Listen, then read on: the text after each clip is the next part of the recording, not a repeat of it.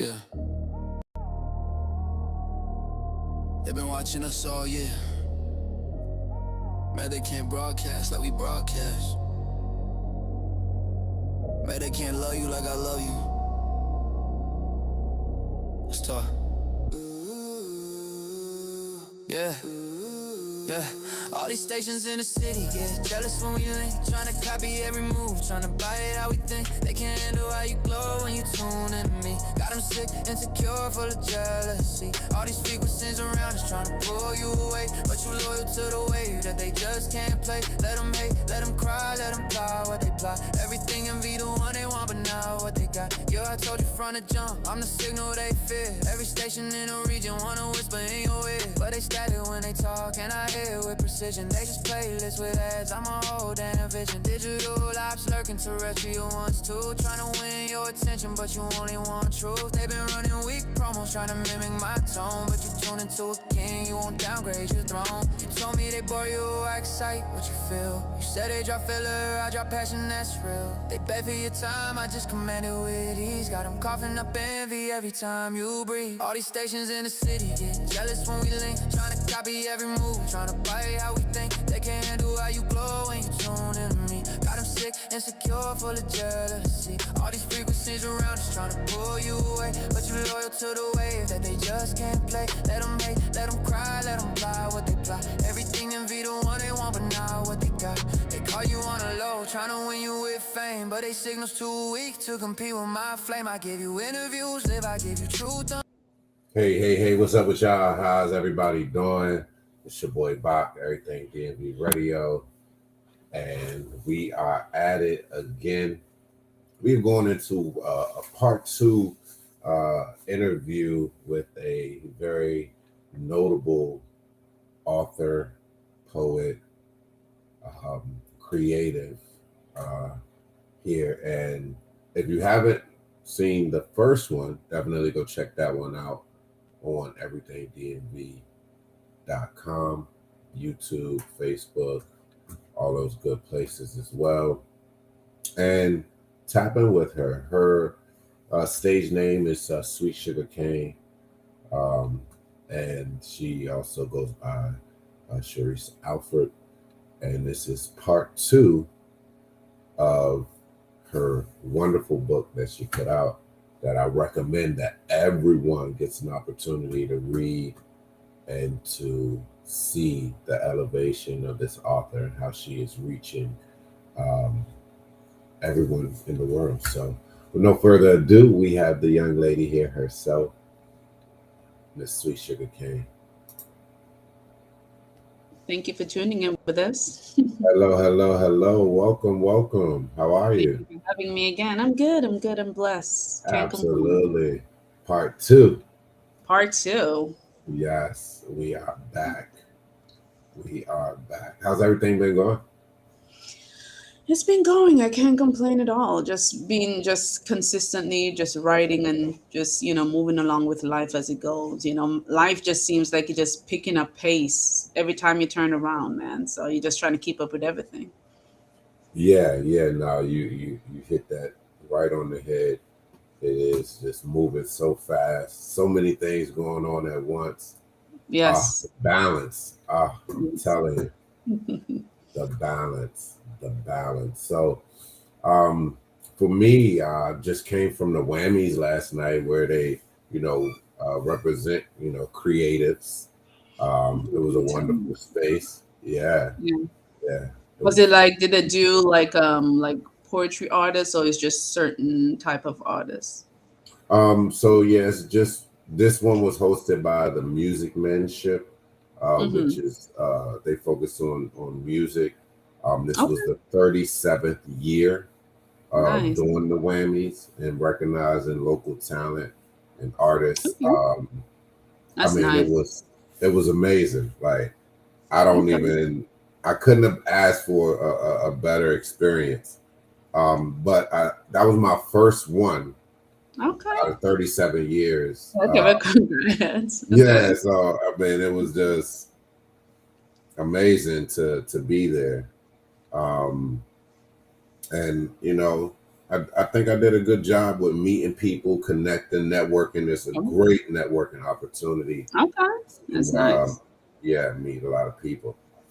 So, um, so for those people who don't know you, can you just, introduce yourself and, tell them who you are, give them a little background about you, before, Ooh, jump right in okay. case they caught part two without seeing part one. Okay, Let's okay, just okay. A go little through it. intro. Yeah. I'm Sharissa Alford. I also go by Sweet Sugarcane the Poet. I'm a self-published author since 2016. So this year, ladies and gentlemen, is gonna make my 10th year anniversary. I'm super excited about that. I'm trying to figure out what I'm going to do. As far as what I've written in the past, I've done lately on my bed 1, 2, and 3. Not currently available, but those are like self-help book. I try to write from perspective. I treat perspective like it's its own genre, so I'm big on that. So those books are not available. I've done erotic poetry in the past, erotic uh, project with couple of my friends. Those are no longer available. If you checked out the first one, you'll understand I no longer do the erotic pieces and stuff like that. And so right now I'm in focusing on writing this obedience series that I'm trying to get into. I did my last, well, I did my, this book, Great Obedience, the first one last year, put it out. This is the first time we're doing a book reading for it. And hopefully we put out a new book. I will put out a new book, God's willing, this year. So I'm excited about that. What else do I need to put out there? Uh, yeah. So yeah, I think that's all I got. All right, all right. No, perfect, perfect, perfect. So, again, for those who are here for the first time, thank you for being here. Shout out everybody across YouTube, Facebook, Twitch, and IG. So let's get into it. So I have this first question here for you: is Okay. um, outside of the normal definition of obedience, which Okay. is being compliant with an order, request, a law, or submission to another's authority. Do you define obedience in another way? Yes and no. When it comes to us as what we grew up with as being obedient to appearance and authority and all of that, no, my definition hasn't changed. But when it came to obedience to God, it did change. For me, it became after just kind of observing that God wanted me to write about that, it just became like currency. All the thought about was currency. Like if you were to give God something, in a currency form, obedience would be that, and I try very hard to find ways to make people visualize, like see things from God's perspective, but obedience will be that currency. Wow, wow, wow. So, with that, what made you write about obedience? Well, I'll be honest, I didn't come up with obedience by myself because, I mean, on the outside, I look, like I'm a very obedient person. But on the inside, I would say I'm not up to par. I wasn't up to par, so I would have never thought about writing about obedience. And at the time, I was going through my own moment where you're having self reflection of, like, there's certain things that you kind of let sit in your mind, in your heart. I was having that type of moment. So, like, I was not thinking about that. That's something that God placed in my heart to do, of all people. But then, if you read the Bible, you kind of see He always does stuff like that to us, right? It's not when we are perfect that He asks us to do certain things. It's when we're falling, the opposite of what He wants us to do, when He asks us, step in place and be the example, right? So, Right, right. yeah. No, that's amazing. That's amazing. So, with that said, what um or the obedience, Hmm. what God deserves Yeah. The book, how did that influence the titling of that? Um, I guess for me, I was trying to imagine what that would look like. I was trying to, like I said, I always try to find a way to capture um, what God has done for us over the years. And one of the thought that I hold on to is hearing the thought generation after generation. We hear that over and over and again. I'm like, God, what does generation after generation even look like? How many generations have there been, and how much more is there going to be? And the closest thing that I could visualize is a movie theater, right? Mm, And in the movie yeah. theater, just keep it empty. Sometimes you walk into a movie theater and there's barely anybody in there, you know and I'm like, so he called all of us to be obedient, but only a couple people show up in every generation. What I'm saying? And I'm like, how does that look like you have thousands, or you call for thousands, but only 10 people show up in that generation? And I'm like, how patient is he on us that he's willing to let another generation come into fulfillment, even though only 10 people responded to him, right? And I'm like, when you think about that, generation after generation of God being patient, and he only taking two from that generation, 10 from that generation. I'm like, what else can you offer to God but great obedience? When you think about that, he's putting up Yeah. with us. So yeah. Wow. Wow. Wow. No, you're so right in that, demonstration, that visual of, who's showing up, you know, Yeah. and that's amazing to, see that and to be able to speak on that. So So next um time you go to the movie theater, think about that for a second. yeah, that's Look gonna at how be, many yeah, people it's is like in there. that, these empty Yeah. seats, right? Yeah. Right, Yeah. right. Wow, wow, wow. So who's your target audience? Is it adults? And why Hmm.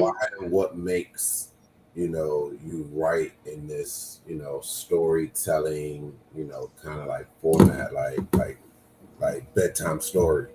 Yeah. I mean, kind of like what we were talking about a little bit the last time with storytelling. Storytelling shouldn't have an age limit on that. It never used to be like that before we had television and all of that stuff. That's something that started back in the beginning with Adam and Eve. When they came out the garden, they had their kids. The kids started doing what? Sacrifice, right? But how did they learn about sacrifice? They had to hear stories from their parents. So that's something that we've always had. And it just seemed like the more we are in the world, the more sensual we are in the world, we kind of move away from certain things that it's like storytelling. Like I don't know. It's like, to me, they're doing a lot to kind of take away the innocence from us as adults. Like it's not okay for us to have anything like that. We have to be very sensuous. And I honestly, for me, I don't really even care for that. But that's kind of why. But that's kind of why I did it in the storybook format, because why not? I mean, when you go to work and you come home from a crazy week, you need something, and you're trying to be a good Christian. You're trying to have something that pulls you back into God. Sometimes you don't even want to run to the Bible, so why not have a storybook that kind of puts you where God wants you to be? Sometimes people look at the Bible and they get intimidated by the Bible. They don't want to read the Bible. But when you look at the Bible, you should be able to sum up what the Bible is about. God wants obedience. So that's the whole point of writing a storybook on obedience, so that when you come home, you could go to something like this and that will reset your mind. Even if you don't read the whole thing, it could reset your mind on, this is what God wants from me. This is what God wants from Sharice and whoever, whatever it is, obedience, and then allow that to take you back into reading the Bible. Yeah. No, amazing, amazing. That is, to have that vision and to be able to, put that back into the place for us as adults, Yeah. is a good place, because a lot of times, they say we lose all of that when Yeah. we grow up and we get into this world of Yeah. what we have to do, responsibility, and all of this and Yeah. that we don't have that mindset as a child anymore Yeah. to And still a lot stay. has been done to take that away from us. Yeah, yeah, no, you're absolutely right. You're absolutely right. Um, what do you want your audience to take away from this book? From this book, I want my audience to take away that this is not just something to just pick up and read, like you just enjoy it and put it down. This is really something to meditate on. This is about pondering, what obedience look like to God, what it looks like to you offering it to God. So for the book in itself, it has a lot of questions, and it's not about quizzing you or whatever it is, but again, to really make you like sit in it and figure that out, so that's kind of what I want my audience to not just pick it up and just like, okay, it's a good read and just put it down. No, keep using it over and over. Let it bring you to that point where you're sitting down like, okay, am I being obedient to God, and what you're going to do about it, understand um how, I mean, we all go to church, but what about when you're home? Like, you should have those moments where you are questioning, am I being obedient to God, or what can I do, or whatever it is. And so sometimes it's good to have that help, that aid. And then, yes, it is a storybook, and you might want to read it at nighttime, but it's something that you can read any of the day. Yeah. Nice. Perfect. So, what is Hmm.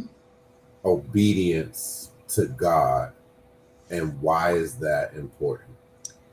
Obedience to God is pretty much denying the flesh overall, choosing Him over the flesh in itself. That's obedience to God.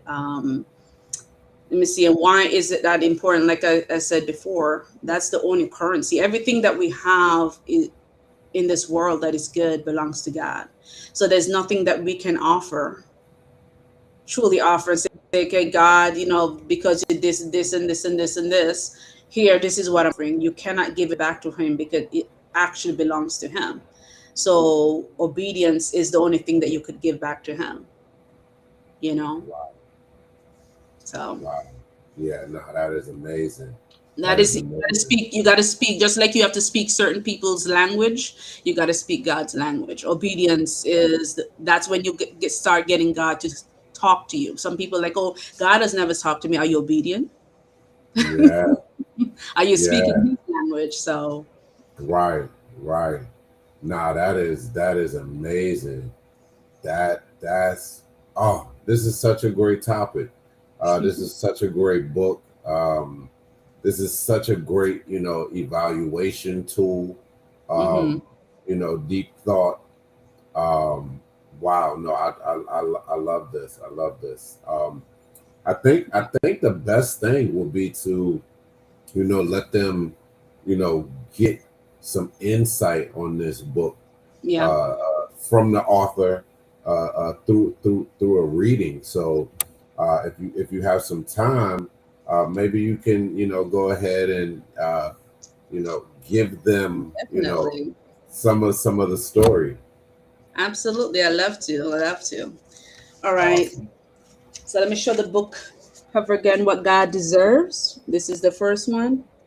All right. If we're just going to start from the beginning here. Okay. Here we go.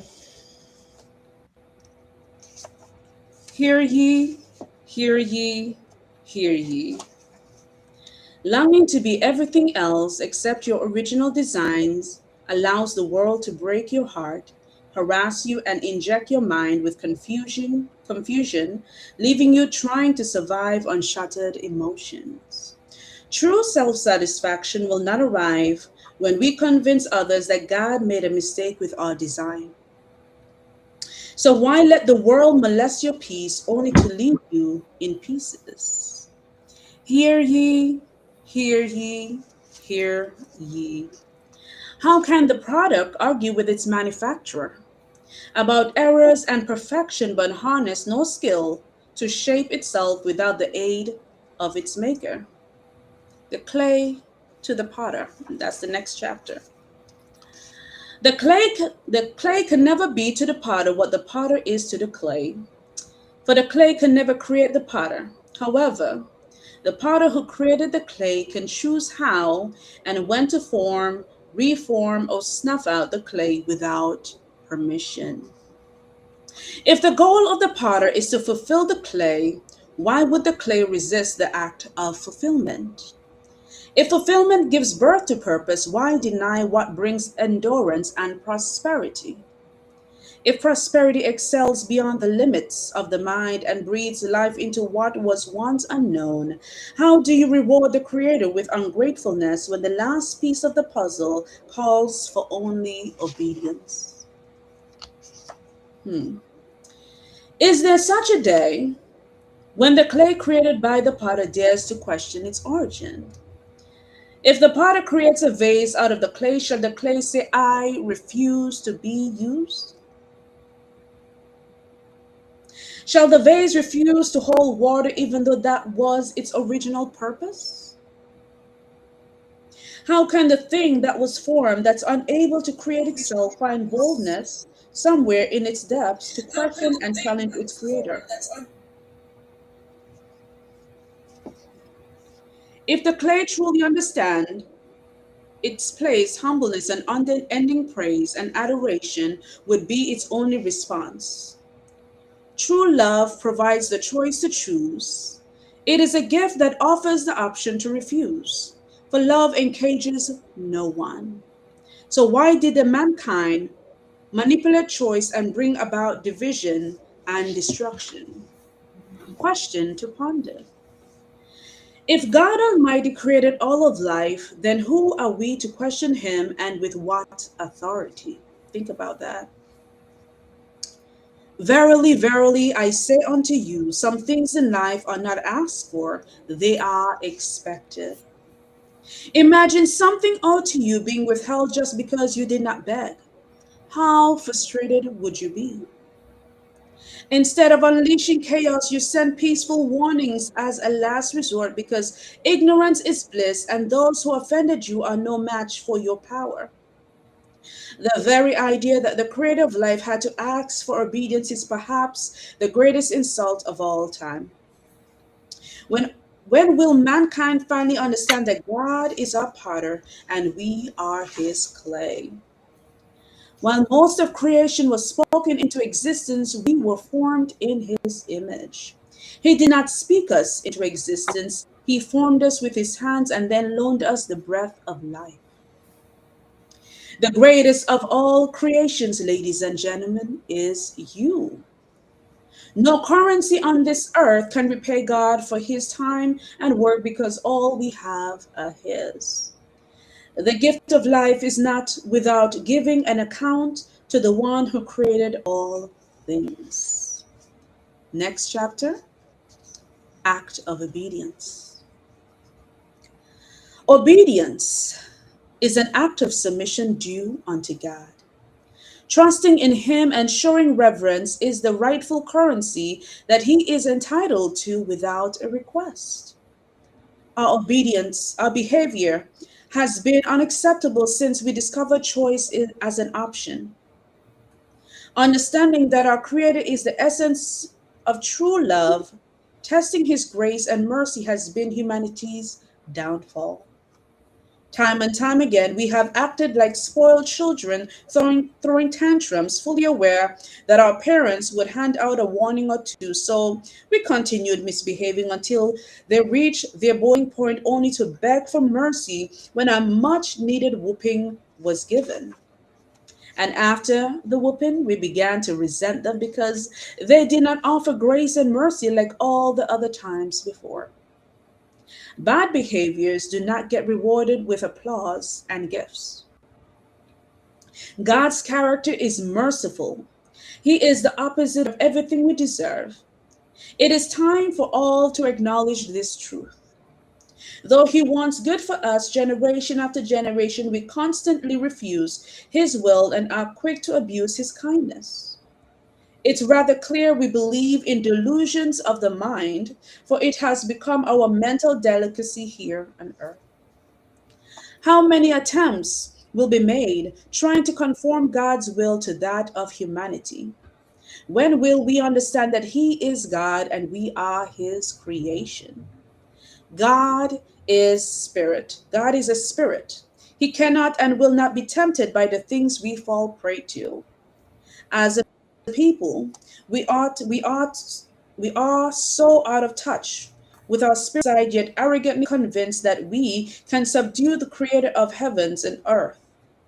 Avoiding and denying the one true God all the days of your life will only take you so far because Judgment Day has an appointed clock for all who refuse His will.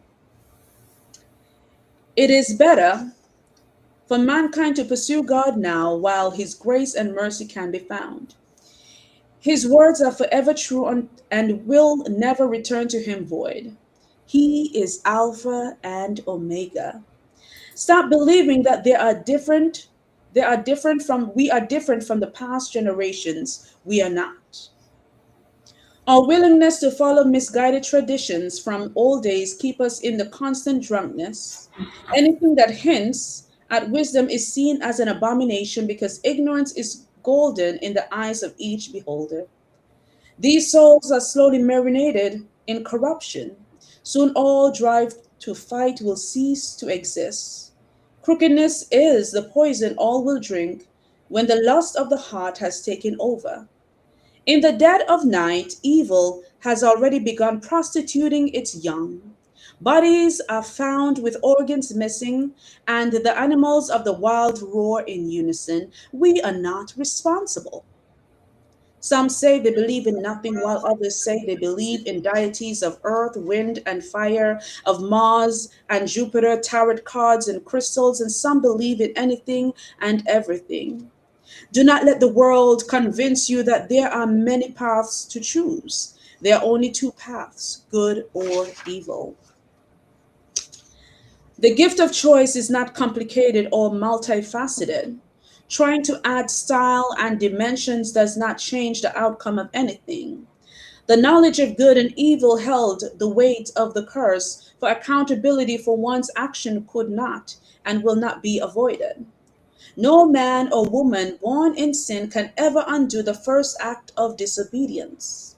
Remember, Adam and Eve were created by God's hand and were without sin, yet they disobeyed the command of God. This proves that we can do wrong without the presence of sin. When we boldly lean on our own understanding alone as the main source of wisdom, the reign of disobedience begins. The first act of disobedience could not be reversed by mere man, which is why the Son of God had to come into the world, for the true price of salvation comes at an incalculable price. The decision to disobey God was made from the standpoint of want versus need. They needed nothing because God created and placed them in a flourishing garden. They knew nothing beyond what they observed and were allowed to understand. Their wisdom was perfect and lacked nothing as long as they kept their eyes on God. Our generation of people could not compete with the first man and woman because their wisdom was purely and directly from God, the true source of all good things. Today, everyone relies on friends, strangers, the internet, and scientific myths trying to convince us that we are only using 10% of our brain power. If the opportunity had presented itself in the same situation as Adam and Eve, our decision making would be no different, seeing we have a knack for being rebellious. Looking at how we are as people and how we treat each other every day is a disgrace. We have become lovers of ourselves, always trying to prove something to someone. Based on our levels of ignorance and entitlement, we would have eaten the fruit of good and evil much sooner just for spite. It is very easy to sit back and say how dumb or how selfish they were to not heed to God's command, because we are not to blame for the greatest act of disobedience that affected all of mankind. If we, who were born in sin, felt that we could have made better decisions than Adam and Eve, then pre-tell why disobedience has been the song that choruses from generation to generation without rehearsal. Whenever God had to look for all who were obedient and righteous to him, the numbers were and are always lacking. We can't even stop being disobedient to ourselves. When was the last time you did not betray your conscience? How many times has it warned you, yet you were disobedient, and it almost cost you in some way? And I'm going to stop right there, unless you want me to continue to the end.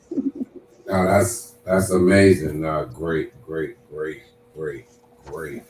Wow, you really touching on the things that need to be recognized and need to be visually seen. Absolutely. Pictures in my head.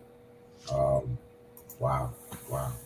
So if they want to get a more understanding, if they want to tap in more, get deeper into the conversation, into the book, how can they do that?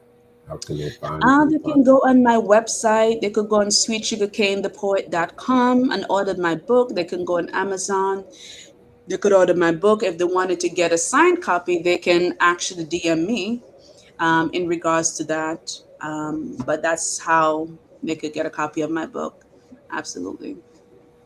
Awesome, awesome. It's been wonderful. We appreciate you coming and sharing this knowledge. Thank you for having me again. No, absolutely. Yeah, and I want to have you come back again. So this absolutely, is absolutely. second of many, many, many more. Let me see who we have in here. Do we have anybody in here? I wanted to keep my promise. Thank you. I wanted to keep my promise. We did say the first two people I will give away a book copy. So we have, let's go to the chat. I see a Stephanie. Yeah, Stephanie. There's a Stephanie, and who was the second person that came in here? We have Jewel. We have Chivi, and we have Stephanie. Okay, that's all right. That's okay. Thank you guys for joining us. So I'll be nice. Since only 3 people in here, definitely if you guys decide you want to DM me on Instagram, Sweet Sugar Cane the Poet, I'll send you guys a copy of What God Deserves, Part 1. So just send me all information. Awesome. Yeah. So those are the ones who made the comment. In total, we have some more. He said he loved chocolate. Okay. Yeah. But yeah, we'll definitely get the others to send over something as well. But just to connect with you. But no, I want to thank you again. It's always a great time with you. Absolutely. Thank you. Good times. And then you're doing good work, you know. At the same time, you know, this is I feel like this is a ministry as well. Yes, so, it is. It is. I'm taking it another step further. But we'll talk about that next time, perhaps. Yes. Awesome. Perfect. Thanks so much. See you soon. Okay. Thank you. Thank you, everybody. God bless you. You're welcome. Thank you. Take care.